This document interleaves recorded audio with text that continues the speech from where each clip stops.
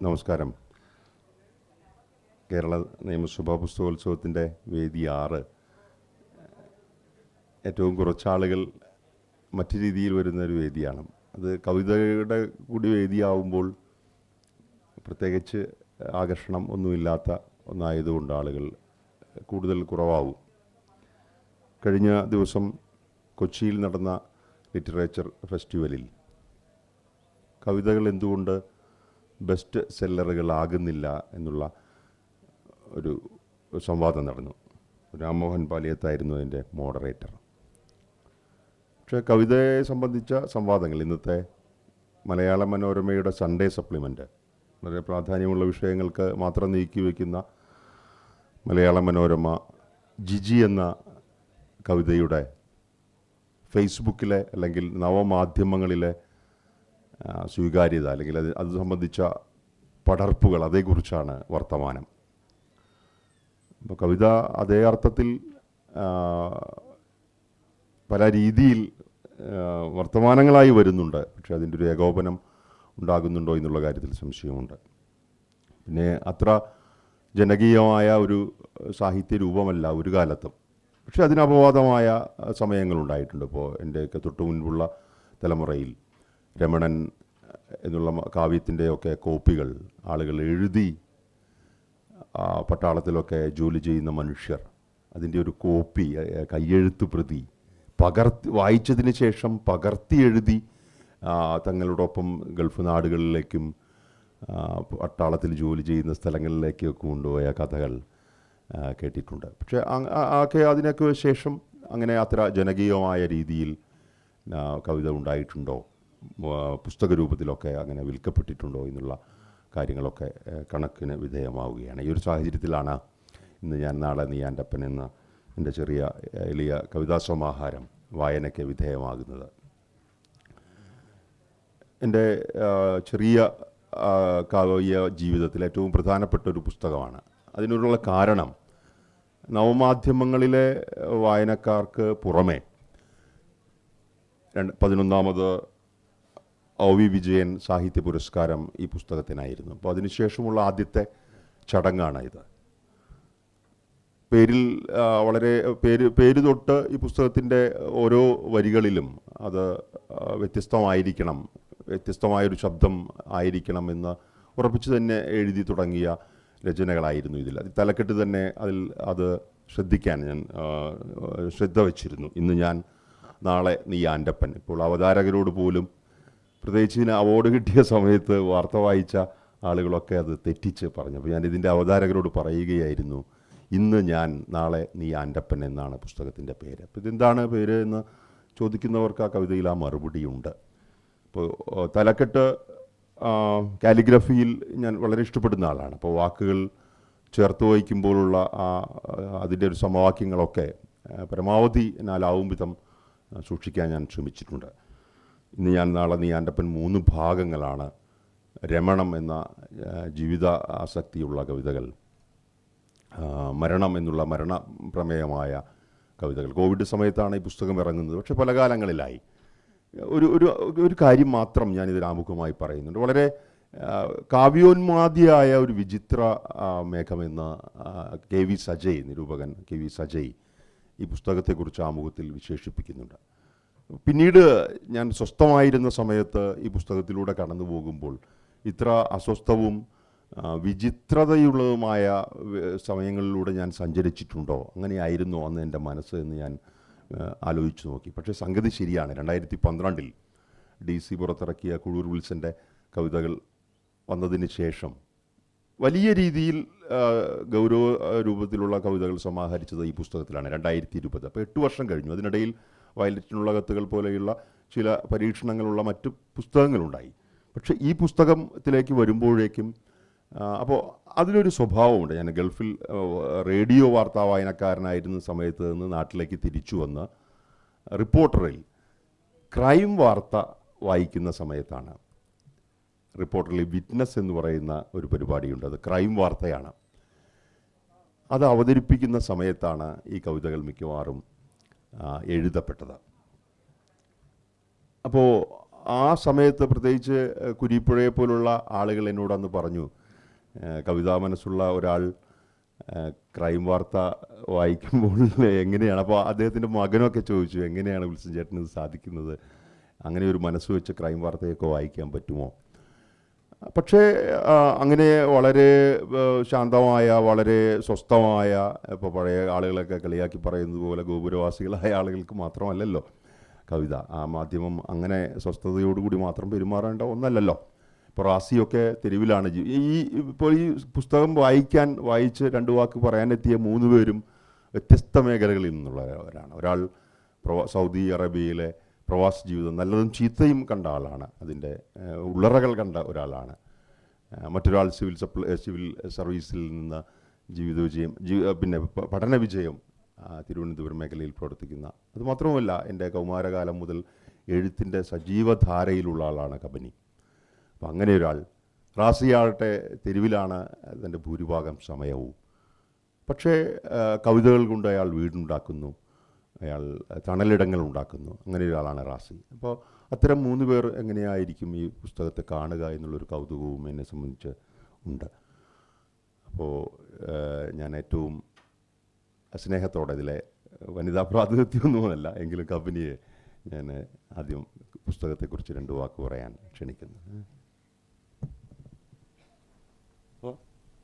ഇത് ചെറിയ ചടങ്ങല്ലേ, നമുക്ക് അങ്ങോട്ട് ഒരുമിച്ചാക്കാം. എല്ലാവർക്കും നമസ്കാരം. പൊതുവെ താങ്ക് യു. പൊതുവെ കവിതകൾ എൻ്റെ വായനയിൽ വളരെ കുറവാണ്. അത് ഞാൻ കവിതകൾ അധികം വായിക്കുന്നത് പഠനത്തിൻ്റെ ഭാഗമായിട്ട്. ഞാൻ ലിറ്ററേച്ചറാണ് പഠിച്ചിരിക്കുന്നത്, പിന്നെ വീട്ടിൽ പുസ്തകങ്ങളുണ്ട്. അങ്ങനെ ഭാഗമായിട്ട് വായിക്കുന്നതല്ലാതെ ഇപ്പം ഞാനൊരു ഫിക്ഷൻ വായിക്കുന്നത് പോലെ ഞാൻ കവിതകൾ വായിക്കാറില്ല. കാരണം എല്ലാതും ഒരു സ്കില്ലാണ്, നമ്മൾ പോളിഷ് ചെയ്ത് എടുക്കുന്ന സ്കില്ലുകളാണ് എല്ലാതും. അപ്പോൾ കവിത വായിക്കാനായിട്ട് ഒരു എന്താ പറയുക, കഴിവ് വേണം. അത് നമ്മൾ വികസിപ്പിച്ചെടുക്കുന്ന കഴിവാണ്.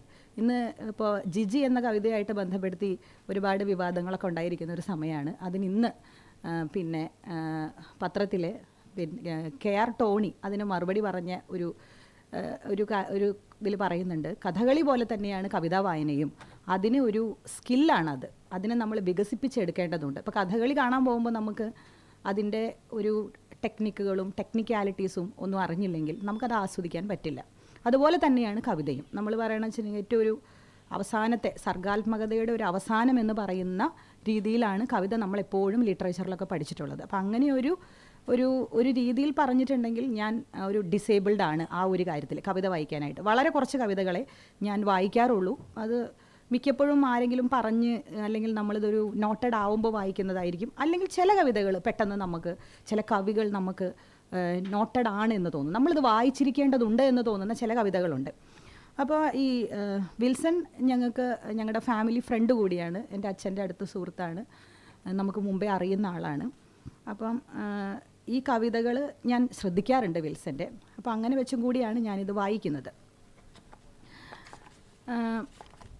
ഇപ്പോൾ വിൽസൺ പറഞ്ഞ ഒരു പോയിന്റിൽ തന്നെ നമുക്ക് തുടങ്ങാം. അതായത് ഈ ഗോപുരവാസികൾക്ക് മാത്രമുള്ളതല്ല മീഡിയ ആയാലും ശരി, അതുപോലെ തന്നെ കവിതയായാലും ശരി. ഞങ്ങൾ രണ്ടുപേരും ഒരു നാട്ടുകാരാണ്, തൃശ്ശൂരിൽ നിന്നാണ് ഞങ്ങൾ വരുന്നത്. അപ്പോൾ അവിടെയുള്ള തൃശ്ശൂരുള്ള ഒരു ക്രിസ്ത്യൻ കുടുംബം ആ ഒരു പശ്ചാത്തലം വളരെ ശക്തമായിട്ടുള്ള കവിതകളാണ് പൊതുവെ വിൽസൻ്റെ കവിതകളിലൊക്കെ. അപ്പം ഞാൻ ആദ്യം ശ്രദ്ധിച്ചത് ഇദ്ദേഹത്തിൻ്റെ ഒരു ബയോയിൽ പറയുന്നുണ്ട്, 2006 ജൂലൈ 8 ആദ്യ കവിത ബ്ലോഗായ അച്ചടി മലയാളം നാട് കടത്തിയ കവിതകളെന്ന് പ്രസിദ്ധീകരിക്കുന്നത്. അപ്പം വിൽസൻ്റെ ഒരു പുതിയ മാധ്യമത്തിലുള്ള പരീക്ഷണങ്ങൾ ഞാൻ ശ്രദ്ധിച്ചിട്ടുണ്ട്. അതിൽ നമ്മളൊരു ഈ ബ്ലോഗ് അങ്ങനെയുള്ള ഒരു നവമാധ്യമങ്ങൾ കടന്നു വരുന്ന ഒരു കാലത്ത് തന്നെ അതിൽ സജീവമായി പരീക്ഷണം നടത്തിയിട്ടുള്ള ആളാണ് വിൽസൺ. അതുപോലെ തന്നെ വെച്ചിട്ടുണ്ടെങ്കിൽ ഈ പോയട്രി, ഇൻസ്റ്റലേഷൻ അങ്ങനെയുള്ള കവിതയിൽ നവമാധ്യമങ്ങളിൽ മാത്രമല്ല കവിതയിൽ തന്നെ പലതരത്തിലുള്ള ഒരു എന്താ പറയുക പരീക്ഷണങ്ങളും അതുപോലെ തന്നെ അതിലേക്കുള്ളൊരു ആക്സസും കിട്ടിയിട്ടുള്ള ഒരാളാണ് എന്നുള്ളത്, സജീവമായി ഉപയോഗിച്ചിട്ടുള്ള ഒരാളാണെന്നുള്ളതാണ് ഞാൻ ആദ്യം ശ്രദ്ധിച്ചത്. അപ്പോൾ ഞാനത് വിൽസനോട് ചോദിക്കാൻ വിചാരിച്ചു, എന്തുകൊണ്ടായിരിക്കാം ഈ ഒരു മീഡിയയിലേക്ക് വേഗം കടന്നത്. വളരെ നേരത്തെ 2008 എന്ന് പറയുമ്പോൾ അത്രയും വർഷങ്ങൾക്ക് മുമ്പാണ്. എന്തുകൊണ്ടായിരിക്കാം ഇദ്ദേഹം അതൊരു വേഗം, അതിൻ്റെ ഒരു ആക്സസിബിലിറ്റി കൊണ്ടാണോ, അതുപോലെ തന്നെ അത് ഈ ഗോപുരവാസികൾക്ക് മാത്രമുള്ളത് അല്ലാത്തത് കൊണ്ടാണോ, അതിൻ്റെ ഒരു സാധ്യതകൾ നേരത്തെ തിരിച്ചറിഞ്ഞത് കൊണ്ടാണോ, എന്താണെന്നുള്ളതാണ് ഞാൻ പെട്ടെന്നൊന്ന് ആലോചിച്ച് പോയൊരു കാര്യം.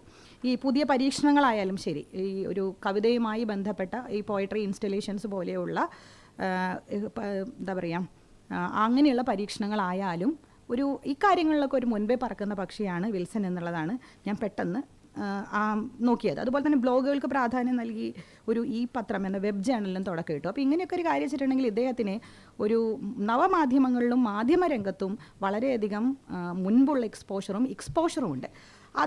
അത് ഈ പിന്നെ ഒരു തൃശ്ശൂർ ക്രിസ്ത്യൻ പശ്ചാത്തലം ശക്തമായിട്ട് കാണുന്നത് പോലെ തന്നെ ഈ നവമാധ്യമങ്ങളിലുള്ള ഒരു കൈത്തഴക്കം ഇദ്ദേഹത്തിൻ്റെ കവിതകളിൽ വളരെ നന്നായിട്ട് നമുക്ക് കാണാനായിട്ട് സാധിക്കുന്നുള്ളതാണ്. അതുപോലെ തന്നെ ഇപ്പോൾ നമ്മൾ ഈ ചില കവിതകളൊക്കെ എഴുതുമ്പോൾ അതിൽ പറയുന്നുണ്ട് കോപ്പി പേസ്റ്റ് എന്നുള്ള അങ്ങനെയുള്ള സങ്കേതങ്ങളൊക്കെ വളരെ നന്നായിട്ട് ഉപയോഗിച്ചിട്ടുണ്ട്. ചില കവിതകൾ ഇതിലുണ്ട്. അപ്പോൾ അതെനിക്ക് വളരെയധികം കൗതുകരമായിട്ട് തോന്നി. അത്രയും ഇപ്പോൾ ആൾക്കാർ ഉപയോഗിച്ച്, ഇപ്പോൾ പോലും ആൾക്കാർ അത്രയും കൈത്തഴക്കത്തോടു കൂടി ഉപയോഗിക്കാത്ത കാര്യങ്ങളാണ് വിൽസൺ അന്ന് ഉപയോഗിച്ചിട്ടുള്ളത്. പിന്നെ ഒരുപാട് അവതാരികകളുണ്ട്, പലതരം ആമുഖങ്ങളാണ് ഇതിലുള്ളത്, കുറേ ഉണ്ട് ആമുഖങ്ങളായിട്ട്. അപ്പോൾ ഇതിൽ നമ്മുടെ KV സജയ്, എനിക്കിഷ്ടപ്പെട്ടൊരു എഴുത്തുകാരനാണ് KV സജയ്. സജയ് എഴുതിയിട്ടുണ്ട്, ആവർത്തനത്തിൻ്റെ ഒരു പാറ്റേണായി ഇയാൾ കവിതയെയും ജീവിതത്തെയും കാണുന്നു എന്നാണ് ഈ കവിത പറഞ്ഞു തരുന്നത്. എത്ര വേണമെങ്കിലും നീട്ടാവുന്ന, എത്ര വേണമെങ്കിലും ചുരുക്കാവുന്ന ഒന്ന്. വിൽസൺ കവിതയുടെ രൂപാന്തരണ ശേഷിയിൽ വിശ്വസിക്കുന്നു. യാഥാർത്ഥ്യത്തെ തന്നിഷ്ടം പോലെ രൂപാന്തരപ്പെടുത്താനുള്ള സ്വാതന്ത്ര്യമാണ് കവിതയുടെയും സ്വാതന്ത്ര്യം എന്ന് പറയുന്നുണ്ട്. അപ്പോൾ ഈ ജീവിതത്തിൻ്റെ ഒരു ആവർത്തനം, മോട്ടിഫുകളുടെ ഒരു ആവർത്തനം, ഇങ്ങനെയൊക്കെയാണ് വിൽസൺ ഈ കവിതകൾ പിന്നെ ചെയ്തിട്ടുള്ളത്. അപ്പോൾ ഇങ്ങനൊരു ആവർത്തനമാകുമ്പോൾ ഇത് പലതരത്തിൽ വിഭജിക്കപ്പെട്ടിട്ടുണ്ട്. നമ്മളിപ്പോൾ ഒരു മോട്ടിഫ് ആവർത്തിക്കപ്പെടുന്നത് ജീവിതത്തിൻ്റെ പല കാലഘട്ടങ്ങളിൽ ഇത് ആവർത്തിക്കപ്പെടാം. നമ്മളുടെ തന്നെ ജീവിതത്തിൻ്റെ പല കാലഘട്ടങ്ങളിൽ ആവർത്തിക്കപ്പെടാം, നമ്മുടെ എക്സ്പീരിയൻസസിൻ്റെ പല കാലഘട്ടങ്ങളിൽ ആവർത്തിക്കപ്പെടാം. അപ്പോൾ ഞാൻ എനിക്ക് ചിലപ്പോൾ തോന്നിയിട്ടുണ്ട്, ജീവിതത്തിലെ നമുക്കുണ്ടാകുന്ന എക്സ്പീരിയൻസസ് ഒരു 5 കൊല്ലത്തിൻ്റെ ഇടവേളകളിൽ നമുക്ക് ആവർത്തിക്കപ്പെടും. ഒരു ദജാവ് പോലെ നമുക്ക് തോന്നും. എനിക്ക് തോന്നിയിട്ടുണ്ട് എൻ്റെ ജീവിതത്തിൽ അങ്ങനെ ഒരു ആവർത്തനം എനിക്ക് തോന്നിയിട്ടുണ്ട്. അങ്ങനെയുള്ള ആവർത്തിക്കപ്പെടുന്ന പല മോട്ടിഫുകളും പല എക്സ്പീരിയൻസസും എങ്ങനെയാണോ ജീവിതത്തിൻ്റെ അനുഭവങ്ങൾ, അതുപോലെ തന്നെയാണ് യഥാതഥമായിട്ടാണ് ഇതിൽ അതിൻ്റെ ഒരു ആലഭാരങ്ങളോ അല്ലെങ്കിൽ ഭാഷയുടെ ആലഭാരങ്ങളോ അല്ല അതൊന്നുമില്ലാതെ എനിക്ക് തോന്നുന്നത് അത് മീഡിയയിൽ പ്രവർത്തിച്ചതിൻ്റെ ഒരു ഗുണം കൂടി ഉണ്ടെന്നാണ് എനിക്ക് തോന്നിയിട്ടുള്ളത്. കാരണം മീഡിയയിലുള്ള ലാംഗ്വേജ് ആവശ്യപ്പെടുന്നത് ഒട്ടും കൊഴുപ്പില്ലാത്ത, ആലഭാരങ്ങളില്ലാത്ത, നേരിട്ടറിയുന്ന, മനസ്സിലാവുന്ന ഭാഷയാണ് നമ്മൾ മീഡിയയിൽ ഉപയോഗിക്കുന്നത്. അതുപോലെ തന്നെയാണ് ഈ കവിതകളും എഴുതിയിട്ടുള്ളത്. അതിൽ പ്രണയ കവിതകൾ, രമണം, മരണ കവിതകൾ, ജീവിത കവിതകൾ, അതുപോലെ തന്നെ മിണ്ടാട്ടം, കവിതയെക്കുറിച്ചുള്ള 3 വർത്തമാനങ്ങളാണ്. ഇതിലെനിക്ക് ഈ പ്രണയ കവിതകളിലെ ഒരു ഇഷ്ടപ്പെട്ട ഒരു കവിത ഒരാൾ എന്നോട് മിണ്ടാതായി എന്നുള്ളതാണ്. അത് നമുക്കൊരു വല്ലാതെ നമുക്ക് വായിക്കുമ്പോൾ തന്നെ വലിയൊരു ഇമ്പാക്റ്റ് ഉണ്ടാക്കുന്ന ഒരു കവിതയാണ്. ഇങ്ങനെയാണത്: ഒരാൾ എന്നോട് മിണ്ടാതായി, ലോകം എന്നോട് മിണ്ടാതായി, ലോകം എന്നോട് മിണ്ടാതായി, ലോകം എന്നോട് മിണ്ടാതായി. അങ്ങനെ ഇത് റിപ്പീറ്റഡ് ആയിട്ട് ആ ഒരു KV സജയ് ഒബ്സർവ് ചെയ്തിരിക്കുന്ന ഒരു ജീവിതത്തിൻ്റെ ഒരു ആവർത്തനം, ഒരു നൈരന്തര്യം, അതൊരു ഉയിരിൻ്റെ ഒരു നൈരന്തര്യം, ഇതൊക്കെ വളരെ കൃത്യമായിട്ട് റെപ്രസെൻ്റ് ചെയ്ത ഒരു കവിതയായിട്ടാണ് ഇതെനിക്ക് തോന്നിയത്. നമുക്കതിൻ്റെ ഒരു ഇൻറ്റൻസിറ്റി കറക്റ്റായിട്ട് മനസ്സിലാവും. ഒരാൾ എന്നോട് മിണ്ടാതായിട്ടുണ്ടെങ്കിൽ ലോകമാണ് എന്നോട് മിണ്ടാതാവുന്നത്. അത് നമുക്കത് എക്സ്പ്ലെയിൻ ചെയ്യേണ്ട കാര്യമില്ല അല്ലേ. നമുക്കതൊരു ഉള്ളിലേക്ക് എടുക്കാം. നമുക്കൊരു പ്രണയം അനുഭവിച്ചിട്ടുള്ള ആളുകൾ, ജീവിതം അനുഭവിച്ചിട്ടുള്ള ആളുകൾക്കൊക്കെ കൃത്യമായിട്ടിത് മനസ്സിലാകും. അതുപോലെ തന്നെ എനിക്കിതിൽ ഇഷ്ടപ്പെട്ട മറ്റൊരു കവിത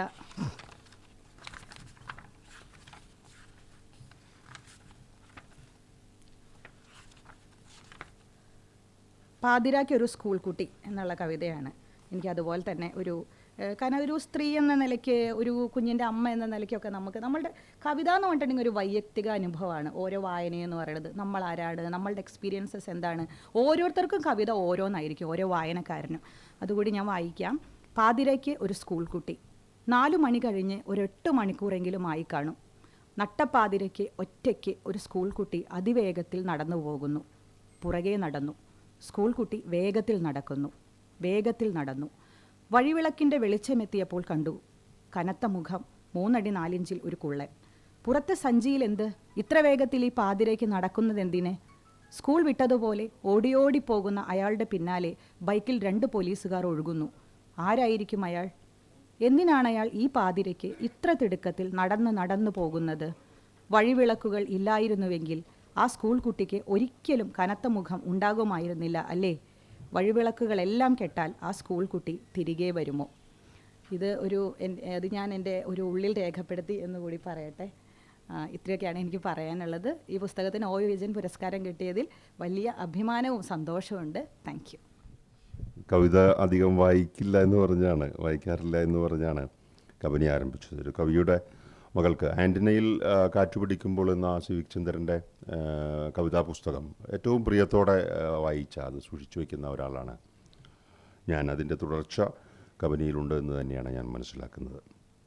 ഒരു പ്രധാനപ്പെട്ട ഒരു കാര്യം, 2008 ബ്ലോഗ് ആരംഭിച്ചപ്പോൾ അച്ചടി മലയാളം നാട് കടത്തിയ കവിതകൾ, പത്രാധിപർ ചോദിക്കാതെ കവിത കൊടുക്കില്ല എന്നുള്ളൊരു നിലപാടൊക്കെ എടുത്തതിനെക്കുറിച്ച് കബനി പറഞ്ഞു. അപ്പോൾ അതൊന്നുകൂടി പറയേണ്ടത് ഈ നിയമസഭയ്ക്കുള്ളിൽ നിന്ന് വളരെ പ്രധാനപ്പെട്ടതാണെന്ന് ഞാൻ വിചാരിക്കുന്നു.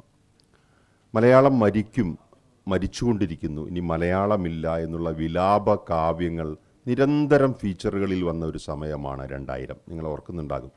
അതുമായി ബന്ധപ്പെട്ട് ഫീച്ചറുകൾ എഴുതിയവരും ധാരാളം ഇവിടെ ഉണ്ടായി കാണും. പക്ഷേ ലോകത്തിലെ ഏത് പുതിയ ഉപകരണത്തിനും വഴങ്ങുന്ന രീതിയിലേക്ക് മലയാള ഭാഷ രൂപപ്പെട്ടു. ആശാത്തിയുടെ മണലിൽ കൈകൊണ്ട് എഴുതിയതുപോലെ ലോകത്തിറങ്ങുന്ന ഏറ്റവും പുതിയ ഡിവൈസിൽ മലയാളം കൈകൊണ്ട് എഴുതാൻ സാധിക്കുന്നു. ഇതൊരു ദിവസം കൊണ്ടോ നമ്മളുടെ സർക്കാർ സംവിധാനങ്ങൾ കോടിക്കണക്കിന് രൂപ ചെലവഴിച്ചൊന്നും ഉണ്ടാക്കിയതല്ല. കേരളം വിട്ടുപോയ മനുഷ്യർ അവരുടെ ഭാഷയുടെ ഇഷ്ടത്തോടു കൂടി അതിനുവേണ്ടി പെരുമാറിയതാണ്. അതിനോട് പിന്നീട് സഹായങ്ങളൊക്കെ കൊടുത്തിട്ടുണ്ട്, ഫണ്ടൊക്കെ ഉണ്ടായിട്ടുണ്ട്, ഇല്ലെന്നല്ല. പക്ഷേ ഈ യൂണിക്കോഡ് ലിപി ഉണ്ടാക്കിയത്, ബ്ലോഗ് ഉണ്ടാക്കിയത്, മലയാള ഭാഷയുമായി ബന്ധപ്പെട്ട് നിരന്തര വർത്തമാനങ്ങൾ നടത്തിയത് കേരളം വിട്ടുപോയ പ്രവാസികളായ ധാരാളം മനുഷ്യരാണ്. ഇതിന് ജീവിക്കുന്ന ആളുകൾ ഇപ്പോഴും ഉണ്ട് ലോകത്തിൻ്റെ വിവിധ ഭാഗങ്ങളിൽ. അവരാണ് ഫോണ്ട് നിർമ്മാണം, ഇത് കമ്പ്യൂട്ടറിന് ഇതെങ്ങനെ വഴങ്ങും തുടങ്ങിയ കാര്യങ്ങൾ ആദ്യം ചെയ്തത്. പിന്നീട് അത് സർക്കാർ തലത്തിലൊക്കെ ഏറ്റെടുത്തു. പക്ഷേ അവരെ പലപ്പോഴും ആളുകൾ കണ്ടില്ല എന്ന് അടിച്ചിട്ടുണ്ട് ഇതിൻ്റെ ചരിത്ര രചനയിലൊക്കെ.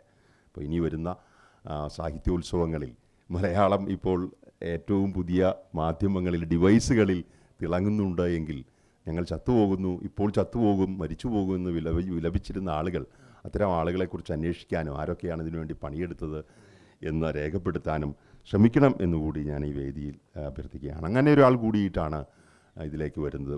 സാധാരണ കേരളം വിട്ടുപോയാൽ, പിന്നെ ഗൾഫിലേക്ക് പ്രത്യേകിച്ച് പോയാൽ അവരുടെ മണി ഓർഡറുകളോ പൈസയോ അല്ലാതെ മറ്റു കാര്യങ്ങൾ അധികം ആരും നോക്കാറില്ല.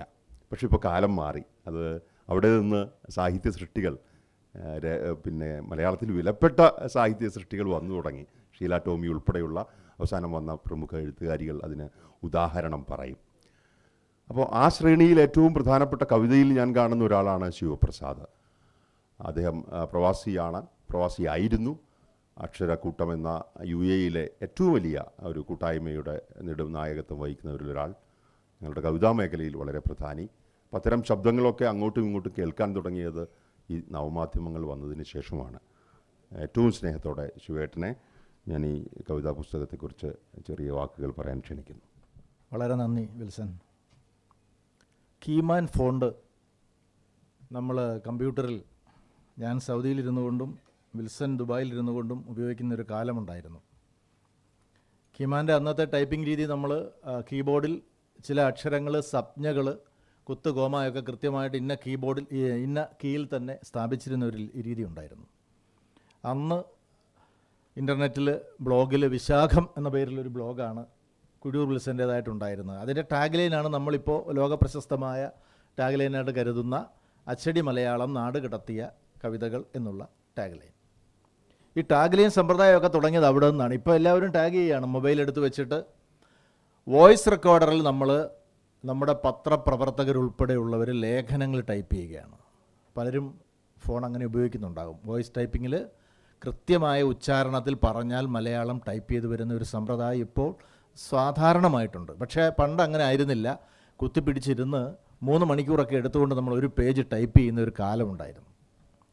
അപ്പോൾ അതാണ് വിൽസൺ സൂചിപ്പിച്ച വിദേശ മലയാളി ബന്ധം. മലയാളത്തിലെ ഫോണ്ട് ഉണ്ടാകുന്നതും ഗൂഗിള് മലയാളത്തിന് വേണ്ടി പ്രത്യേകം ഡിപ്പാർട്ട്മെൻറ്റ് തുറക്കുന്നതും ഇപ്പോൾ ആധുനികമായ എല്ലാ സാംസ്കാരിക സാഹിത്യ പ്രസ് വിഭാഗങ്ങളും കൈകോർത്ത് മലയാള ഭാഷയെ വളർത്തിക്കൊണ്ടിരിക്കുന്നതും.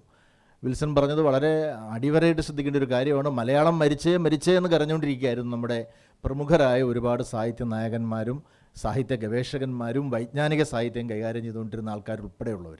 അതിൽ നിന്ന് മാറി മലയാളം അത്ര പെട്ടെന്നൊന്നും മരിക്കില്ല. മലയാളം ചില പ്രത്യേക രൂപ മാറ്റങ്ങളിലൂടെ തുടർന്നുകൊണ്ടേയിരിക്കുകയാണ്. ഭാഷയും എഴുത്തും തുടർന്നുകൊണ്ടിരിക്കുകയാണ് എന്നുകൂടി പറയുക എൻ്റെ ധർമ്മമാണെന്ന് കരുതുന്നു. കാരണം പലരും കരുതുന്നത് ഈ പഴമകളെല്ലാം അതേപടി നിലനിർത്തിക്കൊണ്ട് നമുക്ക് പുതിയൊരു ലോകത്തേക്ക് പോകാമെന്നാണ്. അത് ഒരിക്കലും ശരിയാവുകയില്ല. പഴമയുടെ മൂല്യങ്ങളെ കൂടി സ്വീകരിച്ചുകൊണ്ട് പുതിയ കാലത്തിലൂടെ നമുക്ക് സഞ്ചരിച്ച് മാത്രമേ പോകാൻ കഴിയുകയുള്ളൂ.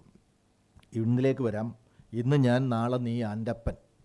നമുക്ക് പെട്ടെന്ന് ജി ശങ്കരക്കുറുപ്പിൻ്റെ ഒരു കവിതയുടെ ടൈറ്റിൽ ഓർമ്മ വരും, ഇന്നു ഞാൻ നാളെ നീ.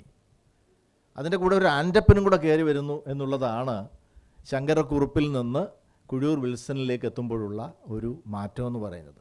പഴയ മാതൃകകളെ അവിടെ നിലനിർത്തിക്കൊണ്ട് തന്നെ പുതിയ ഒരു കാലത്തെയും പുതിയ കവിതയെയും അതിലേക്ക് സംക്രമിപ്പിക്കുന്ന, സൂര്യന് നേരെ ഒരു കണ്ണാടി പിടിച്ചുകൊണ്ട് അതിൻ്റെ ഉഗ്രമായ ഉഷ്ണം നമ്മുടെ മുഖത്തേക്ക് പ്രതിഫലിപ്പിക്കുന്ന, അല്ലെങ്കിൽ അതിൻ്റെ ആ വെളിച്ചത്തിൻ്റെ ചില്ലിനെ നമ്മുടെ കണ്ണിലേക്ക് പ്രവഹിപ്പിക്കുന്ന ഒരു വലിയ പണി മലയാള കവിതാ രംഗത്ത് ഒരുപാട് പേര് എടുത്തതിൻ്റെ ഭാഗമാണ് വിൽസൻ്റെയും ചിലപ്പോഴൊക്കെ എൻ്റെയും കവിതകളെന്ന് പറയുന്നത്.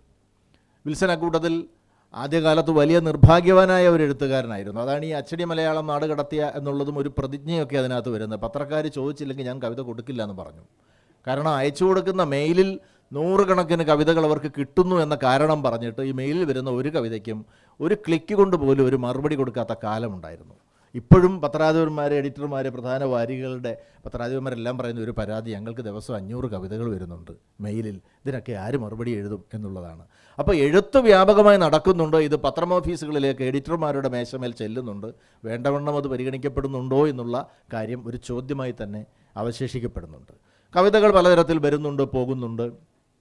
ഏറ്റവും ആധുനികമായ കവിത ഇനിയും വന്നിട്ടല്ലേ എന്ന് കരുതാണ് എനിക്കിഷ്ടം. എന്നാലും ഒരുപാട് പൊടിപ്പ്, ഒരുപാട് മുളകൾ ഈ രംഗത്ത് സംഭവിക്കുന്നുണ്ട്. ചില കവികൾ ഈ നടന്നു പോകുന്ന വഴിയിൽ കുട്ടികൾ പല്ലാങ്കുഴി ഉണ്ടാക്കുന്നത് പോലെ കവിതകൾ എഴുതുന്നുണ്ട്. വായനക്കാരിൽ പലരും അതിൽ വീണു പോകുന്നുണ്ട്. ചിലരുടെ കാലൊടിയുന്നുമുണ്ട്. ഇപ്പോഴും സംഭവിക്കുന്ന കാര്യമാണ്, അടുത്തിടെയും സംഭവിച്ചുകൊണ്ടിരിക്കുന്നതാണ്. ചിലർ ക്രിസ്മസ് പുൽക്കൂട് ഒരുക്കുന്നത് പോലെ കവിതകൾ എഴുതി വയ്ക്കും. കാൽപ്പനികതയുടെ അതിപ്രസരമുള്ളതോ അല്ലെങ്കിൽ നമ്മുടെ ഭാവുകത്വത്തിൻ്റെ ഏറ്റവും പഴയ മാതൃകയിലുള്ളതോ ഒക്കെ ആയിട്ടുള്ള രസകരമായ കാഴ്ചകളുള്ള കവിതകൾ ഉണ്ടാകും. ചിലർ ദൈവങ്ങളുടെ ചിത്രങ്ങളും പിന്നെ കടൽ തീരത്ത് നിന്ന് കിട്ടിയ ചിപ്പികളും ഏതെങ്കിലുമൊക്കെ മരങ്ങളുടെ അഗ്രശിഖരങ്ങളിൽ നിന്ന് വീണ ഉണങ്ങിയ പൂവിൻ്റെ ഇതളുകളും ഒക്കെ ചേർത്ത് വെച്ച് അവരുടേതായ കാഴ്ചയുടേതായ സൗന്ദര്യം കവിതകളിൽ നിർമ്മിക്കുന്നുണ്ട്. ചിലർ ഇത് കവിതയാണേ നിങ്ങൾ ഇവിടേക്ക് നോക്കൂ എന്ന് അലറി വിളിച്ചും നിലവിളിച്ചും കൊണ്ട് തൻ്റെ ആത്മാവിഷ്കാരം നിർവഹിക്കുന്നുണ്ട്. ചിലർ ആർക്കോ വേണ്ടി വഴിവക്കിൽ വീണ് കിടന്ന കണ്ണുനീർത്തുള്ളിയും അവശേഷിച്ചു പോയ ചില പുഞ്ചിരിത്തുണ്ടുകളും ഒക്കെ എടുത്തു വെച്ചിട്ട് അവരുടെ ആത്മാലാപനം നിർവഹിക്കുന്നുണ്ട്. ഇങ്ങനെ ഈ നമുക്ക് മുമ്പിൽ കാണുന്ന ലോകത്തിൻ്റെയും നമ്മുടെ പുറത്തുള്ള ലോകത്തിൻ്റെയും നമ്മുടെ അകമേ സഞ്ചരിക്കുന്ന കാടുകളിലൂടെ സഞ്ചരിക്കുന്ന അരുവി പോലെയുള്ള ജീവിതത്തിൻ്റെ അനുഭവങ്ങളുടെയും ഒക്കെ ചേർച്ചകൾ, ഒക്കെ ഒത്തുവയ്ക്കലുകൾ ചേർന്നുള്ള കവിതകളും സംഭവിക്കുന്നുണ്ട്. ഇങ്ങനെ 1000 രൂപങ്ങളിൽ നമുക്ക് ചുറ്റും കവിതകൾ സംഭവിക്കുന്നുണ്ട്. അതുകൊണ്ടാണ് വിൽസൺ ആദ്യം പറഞ്ഞ ഒരു പ്രശ്നം വരുന്നത്, കവിതയോട് സമ്മതിക്കുന്നവരുടെ എണ്ണം കുറവാണ്. കവിതയോട് സമ്മതിക്കുന്നവരുടെ എണ്ണം അല്പമെങ്കിലും നമുക്ക് കാണണമെങ്കിൽ അത് ഒരു ഹാർമോണിയപ്പെട്ടിയുമായി വന്നു നിന്ന് കവിത ചൊല്ലുന്ന, അല്ലെങ്കിൽ തബലയുമായി വന്നിരുന്ന് ഒരു സംഗീത സദസ്സ് നടത്തുന്നത് പോലെ പഴയ ലല്ലലം താളത്തിൽ കവിത ചൊല്ലി പാടുന്ന ആൾക്കാരുടെ ഒരു സദസ്സ് ഉണ്ടെങ്കിൽ, ഒരു വേദി ഉണ്ടെങ്കിൽ മാത്രമേ അതിന് സദസ്സ് ഉണ്ടാകുന്നുള്ളൂ എന്നുള്ള പ്രശ്നം. ഇന്നിപ്പോൾ ഇവിടെ നമ്മുടെ പല സുഹൃത്തുക്കളും വരാമെന്ന് പറഞ്ഞിട്ടും പലരും എത്തിച്ചേരാത്തതിൻ്റെ കാരണം അവർക്ക് കവിതയോടുള്ള എന്തെങ്കിലും അസൗകര്യമാണെന്ന് നമ്മൾ കരുതുന്നില്ല. പക്ഷേ ഈ ഇടത്തേക്ക് വന്നുപെടുക, അന്വേഷിച്ച് കണ്ടെത്തി വരിക എന്നുള്ളതൊക്കെ ഒരു പ്രശ്നമായിട്ട് ചിലപ്പോൾ അവശേഷിക്കുന്നുണ്ടാകും. എന്തായാലും കവിത അങ്ങനെ സംഭവിച്ചുകൊണ്ടേയിരിക്കുന്നു. വിൽസനെ പോലെയുള്ള ആൾക്കാർ ഈ ഇടത്തിൽ പലപ്പോഴും ഒറ്റപ്പെട്ട് നിൽക്കുന്നു. മുഖ്യധാരാ പ്രസിദ്ധീകരണങ്ങൾ പലപ്പോഴും വിലപ്പെട്ട പേജുകളൊന്നും നൽകാതെ അതിനെ പലപ്പോഴും അവഗണിച്ചുകൊണ്ടിരിക്കുന്നു. അതിനിടയിലൂടെയാണ് ഈ ആൻ്റപ്പനും സഞ്ചരിച്ചു കൊണ്ടിരിക്കുന്നത്. ആ എഴുത്തിനിടയിൽ ഒരുപാട് വ്യത്യസ്തതകൾ ആവിഷ്കരിക്കുവാൻ ശ്രമിക്കുന്ന ഒരു കവിയാണ് വിൽസൺ. ഈ പുസ്തകം വാങ്ങി വായിച്ചാൽ മനുഷ്യജീവിതത്തിൻ്റെ ഒരു പരിച്ഛേദമെന്ന് പറയുന്ന പോലെ തലമണ്ട മുതൽ കാൽപാദം വരെയുള്ള ഉടനീളത്തിൽ അതിനെ വിച്ഛേദിച്ച് രണ്ട് വശത്തേക്കും വച്ചാൽ അതിനുള്ളിൽ അടങ്ങിയിരിക്കുന്ന ജീവിതത്തിൻ്റെ വലിയ വലിയ ഗ്രാഫുകൾ വായിച്ചെടുക്കാൻ കഴിയുന്ന ധാരാളം കവിതകൾ ഈ പുസ്തകത്തിൽ ഉണ്ട്. കടുനീർത്തുള്ളിയുടെ ഉപമ തെറ്റിയിട്ടില്ല എന്നൊരു ചെറിയ കവിത ഇതിലുണ്ട്. വേദനിച്ചപ്പോൾ ഞാൻ എൻ്റെ പെണ്ണിനെയോർത്ത് കണ്ണുകളടച്ചു. അവളാകട്ടെ കുടുകുടാ കുതറി കവിളുകളിലൂടെ ഒഴുകി മുറിഞ്ഞിടത്തെല്ലാം തഴുകി ചുണ്ടുകളിൽ തന്നെ എത്തി. ശരിയാണ്, ഉപ്പും കൂട്ടി തന്നെയാണ് വേദനയും തിന്നേണ്ടത്. പലപ്പോഴും ഗദ്യ സ്വഭാവത്തിലാണ് കവിതയുടെ ഒഴുക്ക് എന്നുള്ളത് കൊണ്ട് ചില ആസ്വാദകരുടെ തടയണകളിൽ തട്ടി കവിത മരിച്ചു പോകാറുണ്ട് എന്നുള്ളത് സത്യമാണ്. വിൽസൻ്റെ മകളുടെ പേരാണ്, വിളിപ്പേരാണ് അമ്മിണി. ഒഫീഷ്യൽ പേരെന്താണെന്ന് എനിക്കറിയില്ല. ആഗ്നസ്.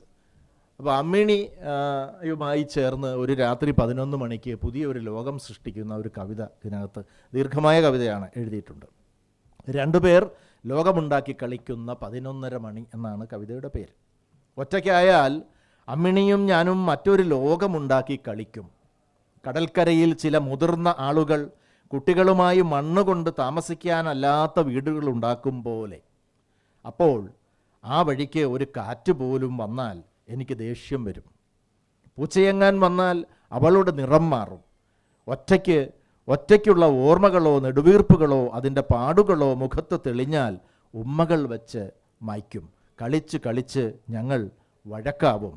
എത്ര ഉച്ചത്തിൽ ചിരിച്ചു പോവോ അതിനേക്കാൾ ഉച്ചത്തിൽ അമ്മിണി കരയും. അതിനേക്കാൾ ഉച്ചത്തിൽ ഞാൻ മിണ്ടാതിരിക്കും. ഇങ്ങനെ ഒരു കവിത അച്ഛനും മകളുമായിട്ടുള്ള ഒരു കളിയുടെ അന്തരീക്ഷത്തെ അവതരിപ്പിച്ചുകൊണ്ട് മഹാസങ്കടങ്ങളുടെ കടൽക്കരയിലിരിക്കുന്നതായ കാഴ്ചകളെ നമുക്ക് കാണിച്ചു തരുന്നുണ്ട്. വായിക്കുമ്പോൾ അത് കൂടുതൽ ആർദ്രമായി നമ്മുടെ മനസ്സിനെ തൊട്ടുപോകുന്നും ഉണ്ട്. നല്ല കാര്യമായി എന്നൊരു കവിത. ജീവിതകാലം മുഴുവൻ വെള്ളത്തിൽ കിടന്നതിൻ്റെ തണുപ്പകറ്റാൻ വെയിൽ കൊള്ളുന്നതാണ് ഉണക്കമീനെന്നോ? ഉണക്കമീനെ കാണുമ്പോൾ സ്വാഭാവികമായിട്ടും ചോദിക്കാവുന്നൊരു ചോദ്യമാണ്. ജീവിതകാലം മുഴുവൻ വെള്ളത്തിൽ കിടന്നതിൻ്റെ തണുപ്പകറ്റാൻ വെയിൽ കൊള്ളുന്നതാണ് ഉണക്കമീനെന്നോ? നിങ്ങളുടെ ഈ അളിഞ്ഞ ഭാഷ വല്ല കവിതയിലും കൊള്ളാം, ആഖ്യാനമോ വ്യാഖ്യാനമോ എന്തും. തുടർന്ന് അങ്ങോട്ട് പൊരിയുന്നതിന് മുൻപ് വെയിൽ കൊണ്ട് പരിശീലിക്കുന്നതിനെ ഉണക്കമീനെന്ന് കളിയാക്കരുത്. തുടർന്ന് അങ്ങോട്ട് പൊരിയുന്നതിന് മുമ്പ് വെയിൽ കൊണ്ട് പരിശീലിക്കുന്നതിനെ ഉണക്കമീനെന്ന് കളിയാക്കരുത്. ജീവിതകാലം മുഴുവൻ വെയിലത്ത് കഴിയുന്ന നിങ്ങളെ ഞങ്ങൾ ഉണക്ക മനുഷ്യരെന്ന് വിളിക്കാറുണ്ടോ? ജീവിതകാലം മുഴുവൻ വെയിലത്ത് കഴിയുന്ന നിങ്ങളെ ഞങ്ങൾ ഉണക്ക മനുഷ്യരെന്ന് വിളിക്കാറുണ്ടോ? വല്ലപ്പോഴും കടലിൽ വരുമ്പോൾ പച്ച മനുഷ്യർ എന്ന് വിളിക്കാറുണ്ടോ? വല്ലപ്പോഴും കടലിൽ വരുമ്പോൾ പച്ച മനുഷ്യർ എന്ന് വിളിക്കാറുണ്ടോ? ഉണക്കമീനെ നല്ല കാര്യമായി. ഇത്തരത്തിൽ കവിതയെ ഉപഹാസ സ്വഭാവത്തിലും പരിഹാസ്യ സ്വഭാവത്തിലും അടയാളപ്പെടുത്തുന്ന ഒരുപാട് കവിതകളുടെ ഒരു സമാഹാരമാണ് ഇന്നു ഞാൻ നാളെ നീ ആൻ്റപ്പൻ എന്ന ഈ മഞ്ഞ പുസ്തകം. ഇത് ദയവായി നിങ്ങൾ വാങ്ങുക, വായിക്കുക എന്നാണ് അതിനെക്കുറിച്ച് ഒന്നാമതായി പറയാനുള്ളത്. രണ്ടാമതായി ഈ സമാഹാരത്തിൽ ഇല്ലാത്ത 1-2 കവിതകളെക്കുറിച്ച് കൂടി പറയണമെന്ന് കരുതുകയാണ്. ദേവസിക്കുട്ടിയുടെ അമ്മ നട്ട പൂന്തോട്ടം എന്നൊരു കവിതയുണ്ട്.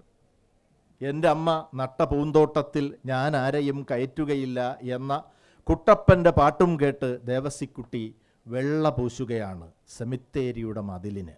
പെട്ടെന്ന് സെമിത്തേരി അമ്മ നട്ട പൂന്തോട്ടമായി. ഇല്ല, ഞാനാരെയും കയറ്റുകയില്ല എന്നമർത്തിപ്പാടി ദേവസിക്കുട്ടി. ഓരോ മുക്കും കൂടുതൽ മുക്കി, ഓരോ മുക്കും കൂടുതൽ മുക്കി, അമർത്തി മതിലിൽ ആഞ്ഞാഞ്ഞു വെള്ളയടിച്ചു. ഇല്ല, ഞാൻ ആരെയും കയറ്റുകയില്ല എന്ന പാട്ടിൻ്റെ തുള്ളികൾ ദേവസിക്കുട്ടിയുടെ പണിഷർട്ടിലും പണിമുണ്ടിലും കഴുത്തിലും കയ്യിലും കാലിലും മുഖത്തും പുള്ളിക്കുത്തുകളിട്ടു. ഒരു പെയിൻറ്റർ പാതി വഴിക്കിട്ട പുള്ളിക്കുത്തുകളുടെ ചിത്രമായി ദേവസിക്കുട്ടി. കുട്ടികൾക്ക് അയാൾ കാഴ്ചവസ്തുവായി. കുട്ടികളവർ ദേവസിക്കുട്ടിക്ക് വട്ടം ചുറ്റി. എൻ്റെ അമ്മ നട്ട പൂന്തോട്ടത്തിൽ ഞാനാരെയും കയറ്റുകില്ല എന്ന പാട്ടും കൂടെ ചുറ്റി. അപ്പോൾ അമ്മ നട്ട പൂന്തോട്ടത്തിൽ കറുത്ത ചെടികൾ, വെളുത്ത ഇലകൾ, കറുത്ത പൂവുകൾ, വെളുത്ത കായകൾ, കറുത്ത മുട്ടുകൾ, വെളുത്ത പൂമ്പാറ്റകൾ, കറുത്തതും വെളുത്തതുമായ പൂമ്പൊടികൾ. ഇങ്ങനെ ആ കവിത മുന്നേറുന്നു. അവസാനം ചോദിക്കുന്നു, അല്ല ശരിക്കും എന്തിനാണ് ദേവസിക്കുട്ടിയുടെ അമ്മയെ ആളുകൾ സെമിത്തേരിയിലേക്ക് എടുത്തുകൊണ്ട് പോയത്? അല്ല ശരിക്കും എന്തിനാണ് ദേവസിക്കുട്ടിയുടെ അമ്മയെ ആളുകൾ സെമിത്തേരിയിലേക്ക് എടുത്തുകൊണ്ട് പോയത്? ഒരു ജീവിതത്തിൻ്റെ തുടക്കവും അതിൻ്റെ വർണ്ണാഭമായ പെയിൻറ്റിങ് ദൃശ്യങ്ങളും കഴിഞ്ഞ് ഒരു സെമിത്തേരിയുടെ ആ മണ്ണടരിലേക്ക് അമർന്നു പോകുന്ന ഒരമ്മയുടെ കാഴ്ചയിലേക്ക് ജീവിതത്തെ ഒരു 2 പേജുകളിലൂടെ വിൽസൺ അവതരിപ്പിക്കുകയാണ്. വാക്കുകളുടെ പെട്ടകം എന്നൊരു കവിതയുണ്ട്. ആകാശത്തെ നക്ഷത്രങ്ങൾ പോലെയും കടൽ തീരത്തെ മണൽത്തരികൾ പോലെയും പെറ്റുപെരുകിയ വാക്കുകളെല്ലാം മലീമസപ്പെട്ടതായി ദൈവം തിരിച്ചറിഞ്ഞു. ദൈവം വാക്കുകളുടെ നോഹയ്ക്ക് മെസ്സേജ് അയച്ചു, പഴയതുപോലെ വീണ്ടും ഒരു പെട്ടകമുണ്ടാക്കാനും സംരക്ഷിക്കപ്പെടേണ്ട വാക്കുകളുടെ ജീനുകളെ കയറ്റാനും പറഞ്ഞു. നോഹയുടെ പെട്ടകത്തിന് മുമ്പിൽ വാക്കുകൾ കുമ്പസാരക്കൂടിന് മുമ്പിൽ എന്ന പോലെ വരിവരിയായി മുട്ടുകുത്തി. ഇന്നലെ വരെ ആർത്തുല്ലസിച്ചു മതിച്ച വാക്കുകൾ അത്ര കുലീനമായി ശിരോവസ്ത്രവുമിട്ട് കുമ്പിട്ട് നിന്നു. നോഹയുടെ പെട്ടകത്തിൽ നിന്ന് ആധുനിക കാലത്തെ മനുഷ്യ ജീവിതത്തിൻ്റെ മരണപെട്ടകത്തിലേക്ക് പോകുന്ന ഒരു കവിത വളരെ മനോഹരമായി അല്പം ദീർഘമായി പറയുന്നുണ്ട്. ആ ആനപ്പറമ്പിൽ തന്നെ ഞങ്ങളുടെ പ്രേമത്തെ തളച്ചു.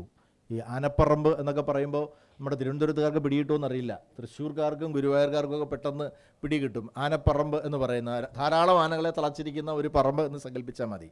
വീട്ടുകാരുടെ കണ്ണു വെട്ടിച്ചെത്തിയ കുട്ടികളും സമയത്തേക്കൊന്ന് കുഴിച്ചിടാൻ ഏന്തി വലിച്ചെത്തിയ വയസ്സരും ഞങ്ങളുടെ പ്രേമത്തിന് കാവൽ നിന്നു. ഞങ്ങളുടെ പ്രേമത്തിൻ്റെ കാലുകൾ പൊട്ടിയൊലിച്ചു. ഞങ്ങളുടെ പ്രേമത്തിൻ്റെ കൈകൾ തളർന്നു. ഞങ്ങളുടെ പ്രേമത്തിൻ്റെ കണ്ണുകളിൽ നിന്ന് ഭൂതകാലം ഒലിച്ചു. തോട്ടികളെ പേടിച്ച് ഞങ്ങളുടെ പ്രേമത്തിൻ്റെ കാതുകൾ അടഞ്ഞു. മഞ്ഞും മഴയുമേറ്റ് അതിൻ്റെ തൊണ്ടയടഞ്ഞു. തീറ്റയും കുടിയുമില്ലാതെ മെലിഞ്ഞ് കുളിയും ജപവുമില്ലാതെ നരച്ച് ഞങ്ങളുടെ പ്രേമം രാവും പകലും ഒറ്റ നിൽപ്പു നിന്നു. എന്നിട്ടും അതിൻ്റെ മുതുകിൽ നെഞ്ചും വിരിച്ച് വെട്ടിത്തിളങ്ങുന്നു ഞങ്ങളുടെ തന്നെ ഉയിർത്തിടമ്പുകൾ. ആനപീഡനം എന്ന് പറയുന്നത് കേരളത്തിൽ ഒരു മഹാസംസ്കാരമായിട്ട് മാറിയിട്ടുണ്ട്. അപ്പോൾ അത് ആനകളെ എവിടെയോ ജീവിക്കേണ്ട ആനകളെ പിടിച്ചുകൊണ്ടുവന്ന് നാട്ടിൽ ബന്ധിപ്പിച്ച് അവസാനം ഈ ആനയുടെ പുറത്ത് മനുഷ്യൻ കയറിയിരുന്ന് കാണിക്കുന്ന ഒരു ഗോഷ്ഠിയുണ്ട്, ദേവതകളെയൊക്കെ പൊക്കി വെച്ചിട്ട്. മനുഷ്യർ നടത്തുന്ന പീഡനങ്ങളുടെ കഥ ദൈനംദിനം നമ്മൾ കേട്ടുകൊണ്ടിരിക്കുകയാണ്. ഈ മിണ്ടാപ്രാണികളോട് നടത്തുന്ന പീഡനത്തെക്കുറിച്ച് നമുക്ക് ആർക്കും ഒരു പരാതിയുമില്ല. സർക്കാരിൽ ചിലപ്പോൾ ചില ചോദ്യങ്ങളൊക്കെ വരും. അതൊക്കെ വളരെ ഈസിയായിട്ട് നമ്മൾ ഓവർകം ചെയ്ത് മുന്നോട്ട് പോവുകയും ചെയ്യും. ഈ മൃഗപീഡനം എന്ന് പറയുന്നത് മനുഷ്യപീഡനത്തെക്കാൾ ക്രൂരമായി നടന്നുകൊണ്ടിരിക്കുന്ന ഒന്നാണ്. അതിനെ ഒരു പ്രേമത്തിൻ്റെ അന്തരീക്ഷവുമായി ചേർത്ത് ഒരു പറമ്പിൽ കൊണ്ടുവന്ന് നിർത്തിയിട്ട് ഈ മനുഷ്യൻ്റെ അഹങ്കാരത്തിടമ്പേറ്റുന്നതിന് വേണ്ടി പീഡനത്തിൻ്റെ ആ വേദനയിൽ അമർന്നു പോകുന്ന ഒരു സമൂഹത്തെ അവതരിപ്പിക്കുന്നതായ രീതിയിൽ വെച്ച ഒരു കവിതയാണിത്. അപ്പോൾ നമ്മുടെ സമയപരിമിതി എന്നെ വിലക്കുകയാണ്. അടുത്തതായിട്ട് തുടർന്ന് ഈ സംഭാഷണം കൊണ്ടുപോകുന്നതിന് വേണ്ടി റാസിയെ സ്നേഹപൂർവ്വം ക്ഷണിക്കുന്നു. ഇത്തരം പരിപാടികളൊന്നും പങ്കെടുക്കാറില്ല. ആദ്യമായിട്ടാണ് ഒരു പരിപാടിക്ക് പങ്കെടുക്കുന്നത്, ഒരു പുസ്തക ചർച്ച. അത് എന്നെപ്പോലുള്ള ഫേസ്ബുക്ക് കവികൾക്ക് ഭയങ്കര പ്രചോദനമായിട്ടുള്ളൊരു മനുഷ്യൻ. ഫേസ്ബുക്ക് കവികൾക്ക് കവിത എഴുതാൻ പ്രചോദനമായിട്ടുള്ള ഒരു മനുഷ്യനാണ് കൊടിയൂർ മാഷ. പുള്ളിയെ വ്യക്തിപരമായിട്ട് എനിക്ക് ഭയങ്കര ഇഷ്ടമാണ്. അതുകൊണ്ടാണ് ഈ പരിപാടിക്ക് വന്നത്. ആദ്യമായിട്ടാണ് വരുന്ന പുള്ളിയാണ്. എനിക്ക് ഈ പ്രസംഗിക്കാമെന്ന് പറഞ്ഞുകൂടാ, ചർച്ചകളൊന്നും പങ്കെടുത്തിട്ടില്ല. ഇതൊരു ആദ്യമായിട്ടാണ് ജീവിതത്തിൽ പങ്കെടുക്കുന്നത്. അപ്പോൾ ഒരു കവിത വായിക്കാം, അത്രയേ ഉള്ളൂ. എൻ്റെ കൂട്ടുകാരി വന്നിട്ടുണ്ട്, അപ്പോൾ അവളെ കണ്ടിട്ടുള്ള ഒരു സന്തോഷം കൊണ്ടുണ്ട്. അല്ല, ഇത് ആദ്യത്തെ സംഭവമൊന്നുമല്ല. കീറിപ്പറഞ്ഞ ആകാശമെന്ന് ആരെങ്കിലും ഇതിനു മുമ്പ് കവിതയിൽ എഴുതിയിട്ടുണ്ടോ എന്ന് എനിക്ക് അറിഞ്ഞുകൂടാ. ഒരു പക്ഷേ അത് ഇയാൾ തന്നെയായിരിക്കും, ഞാൻ തന്നെയാകും. അത്രയും ഓർമ്മയും മറവിയും കലർന്ന ഒരു കവിയെ ഞാൻ എൻ്റെ ജീവിതത്തിൽ കണ്ടതായി ഓർക്കുന്നില്ല. ഉണ്ടെങ്കിൽ തന്നെ അത് മറന്നതാകും. എന്നിരുന്നാലും തടാകത്തിൽ കീറിപ്പറഞ്ഞ ആകാശമെന്ന് ലോകത്തിൽ ആദ്യമായി എഴുതുന്ന കവി കുഴൂർ വിൽസൺ തന്നെയായിരിക്കും. ഇത്രയേ ഉള്ളൂ.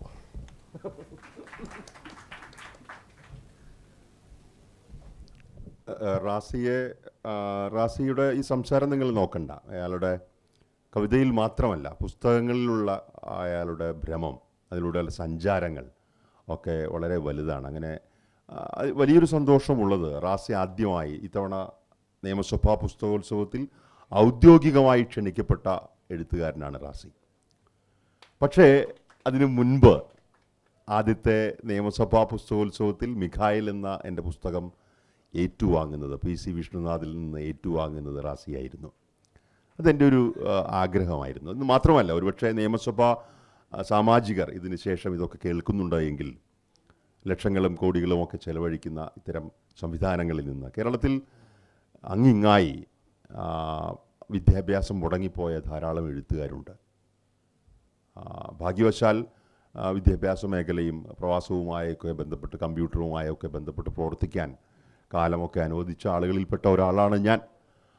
പക്ഷേ എത്രയോ എഴുത്തുകാർ, കോമല്ലൂരിനെ പോലുള്ള കവികൾ, മറ്റ് ജീവിത ഉപാധികൾ അവരുടെ പഠന സമ്പ്രദായം അനുവദിക്കാത്ത ആളുകൾ. അതിലേറ്റവും പ്രധാനപ്പെട്ട ഉദാഹരണം വയനാട്ടിൽ നിന്നുള്ള ബേത്തിമാരൻ തന്നെയാണ്. ഇന്ന് മലയാളത്തിൻ്റെ പ്രധാനപ്പെട്ട കവിയായ സുകുമാരൻ ചാലികത്ത. ധാരാളം പ്രതിഭകൾ കേരളത്തിൻ്റെ വിവിധ ഭാഗങ്ങളിലുണ്ട്. അത്തരം ആളുകളെ എന്തായാലും ആ മാധ്യമങ്ങൾ കണ്ടെത്തുന്നുണ്ട്. അവർക്ക് അവരെ പുറത്തുവിട്ട് പഠിപ്പിക്കാനോ, ഇതുപോലെ ഇപ്പോൾ റാസി പറയുന്നു സംസാരിക്കാൻ അറിയില്ല എന്ന്, പക്ഷേ നിങ്ങൾ എഴുത്ത് വായിച്ചു നോക്കണം. അപ്പോൾ അത്തരം പ്രതിഭകൾ കേരളത്തിലുണ്ട്. അവരെ കണ്ടെത്താനും അവരെ പഠിപ്പിക്കാനും അവരെ ഉപരിപഠനത്തിന് അയക്കാനും കവിതാ മേഖലയുമായി ബന്ധപ്പെട്ട കൂടുതൽ പഠനങ്ങളിലേക്ക് ഒക്കെ അയക്കാനും നിയമസഭാ സാമാജികരും ഇതിൻ്റെ ഉത്തരവാദിത്തപ്പെട്ടവരുമൊക്കെ ശ്രദ്ധ കൊടുക്കുമെന്ന് ഞാൻ വിചാരിക്കുന്നു. എന്തായാലും എന്നെ സംബന്ധിച്ചിടത്തോളം വ്യക്തിപരമായി വളരെയധികം നിറവുള്ള ഒരു സദസ്സാണ്. കബനിയും ശിവേട്ടനും റാസിയും ഏറ്റവും ആത്മാർത്ഥമായി തന്നെ വരികയും സംസാരിക്കുകയും ചെയ്തു. ഈ കവിതയ്ക്ക് നാളെ നീയാൻ്റപ്പന് അനുവദിച്ച സമയത്തിന് നന്ദി പറയുന്നു. അതുപോലെ ലോഗോസ് ബുക്സ്, ഹരിയേട്ടൻ ഇവിടെ ഇരിക്കുന്നു, ഏറ്റവും നന്നായി തന്നെയാണ് പുസ്തകം അവതരിപ്പിച്ചത്. OV വിജയൻ അവാർഡ് ലഭിച്ചതുകൊണ്ട് മാത്രമല്ല, 2ാം പതിപ്പിലേക്ക് അത് പോവുകയാണെന്നുള്ള സന്തോഷവും, ഇന്ന് അതിൻ്റെ 2ാം പതിപ്പിൻ്റെ കവർ നമ്മൾ പ്രകാശിപ്പിക്കേണ്ടതായിരുന്നു. എന്തായാലും 2ാം പതിപ്പ് വരികയാണെന്നുള്ള സന്തോഷവും ഞാൻ പങ്കുവയ്ക്കുന്നു. ഒരു ചെറിയ കവിത ഇതിലെ വായിച്ചുകൊണ്ട് നമ്മൾക്ക് അനുവദിച്ചിരിക്കുന്ന സമയം കഴിഞ്ഞതുകൊണ്ടും, ചിത്രകാരി നിൻ്റെ ഒരാട്ടിൻകുട്ടി എന്ന ഒരു കവിത. വേറെ വഴിയില്ലാത്തതുകൊണ്ടും അത്രയ്ക്ക് അത്യാവശ്യമായതിനാലും ചിത്രകാരി നീ പച്ചപ്ലാവിലയും തവിട് കലക്കിയ കാടിയും കൊടുത്തു കൊഴുപ്പിച്ച 8 ആട്ടിൻകുട്ടികളിൽ ഒന്നിനെ ഞാൻ എടുക്കുന്നു, കൊണ്ടുപോകുന്നു. അങ്ങാടിച്ചന്തയിൽ ഞാനതിനെ വിൽക്കും. ഒട്ടും നേരം കളയാതെ കാര്യം നടത്തും. നീ പച്ചയിലും തവിട്ടിലും ചാലിച്ച് ഓമനിച്ച് കൊഞ്ചിച്ച് കൊഴുപ്പിച്ച ആ ആട്ടിൻകുട്ടിയെ അറവുകാർക്ക് മാത്രം കൈമാറില്ല എന്ന ഉറപ്പിൽ ചിത്രകാരി നീ സങ്കടപ്പെടരുത്. നിന്റെ ക്യാൻവാസിലെ കടലിൽ സൂര്യൻ താഴുമ്പോൾ, സന്ധ്യയങ്ങനെ കുങ്കുമത്തിൽ കലരുമ്പോൾ, പച്ചപ്പാടത്ത് മേയാൻ പോയ എൻ്റെ തങ്കക്കുടങ്ങളെ എന്ന് നീട്ടിവിളിച്ച് നീ ഓടി വരുന്നത് കേൾക്കാമെനിക്ക്. കൂട്ടത്തിൽ കുറുമ്പനായവൻ്റെ നെറ്റിയിൽ തൊടാൻ കുറുക്കിയ ചായത്തിൽ കണ്ണീര് കലരുന്നത് കാണാമെനിക്ക്. ചിത്രകാരി വേറെ വഴിയില്ലാത്തത് കൊണ്ടാണ്, അത്രയ്ക്ക് അത്യാവശ്യമുള്ളത് കൊണ്ടാണ്.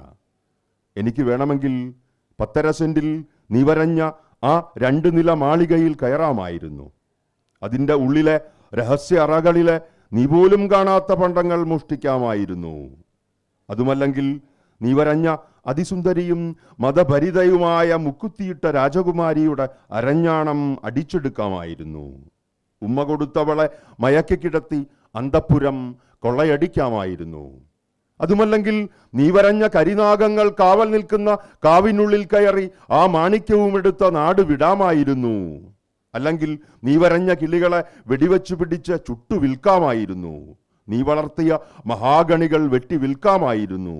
നിന്റെ കണ്ണനെ കണ്ണുകുത്തി പൊട്ടിച്ച് പിച്ചക്കിരുത്തി പണക്കാരനാകാമായിരുന്നു. അവൻ്റെ കോപികമാരെ അടിമകളാക്കി ചുവന്ന തെരുവുകൾക്ക് കൈമാറാമായിരുന്നു. ചിത്രകാരി, ഇതൊന്നുമല്ല.